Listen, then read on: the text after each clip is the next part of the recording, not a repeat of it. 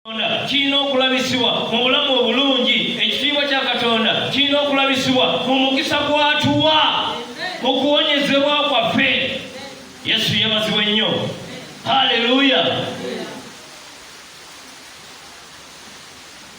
Ekitiibwa kya Katonda tekirabisibwa awali amaziga. Olw'okuba Bayibuli egamba Sitaani yajja okubba n'okutta n'okuzikiriza, awo lyeriba essanyu lye. Era yabeera afuba okujja okulaba wa bw'aleeta okunyigiriza, okulaba ng'ajjawo ekitiibwa kya Katonda naye yeemulumize. N'agenda eri Erisa n'amukaabira n'amugamba, abaana bange babatwala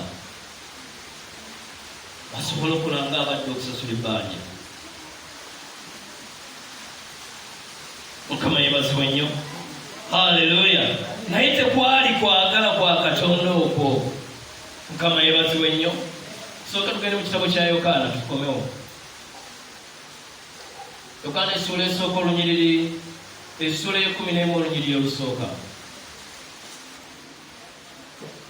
Tuddemu olunyiriri olwokuna. Naye Yesu bwe yawulira n'agamba nti obulwadde obwo si bwakufa, olw'ekitiibwa kya Katonda, omwana wa Katonda abe n'ekitiibwa olw'obwo. Naye ku lunyiriri olw'emabega ate, olunyiriri olwokusatu, bannyina ba Laazaalo ne bamutumira ne bagamba, Mukama waffe, laba gw'oyagala alwadde. Mukama yeebazibwe nnyo. Mariya, Laazaalo ono gwe boogerako mu Yokaana 11 si ye Laazaalo oli ow'ebiwundu eyali omusabiriza, eyali bbeega owa Luka 16, eyali nga wansi w'omugagga ng'alonda obukumuka.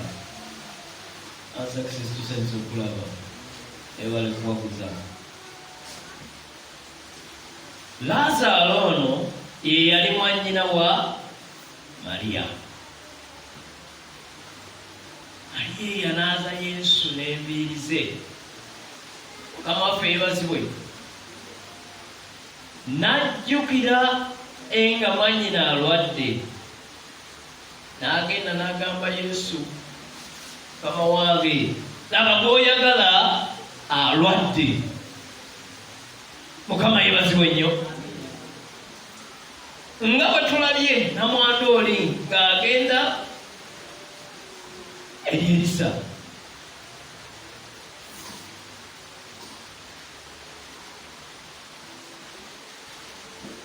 Yesu n'abagamba nti talwadde, tagenda kufa.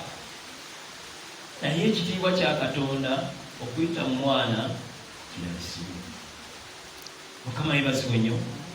Haleluya. Waliwo ebintu ebitutuukako, waliwo ebintu ebikutuukako nga bizze ekitiibwa kya Katonda kisobole okulabisibwa.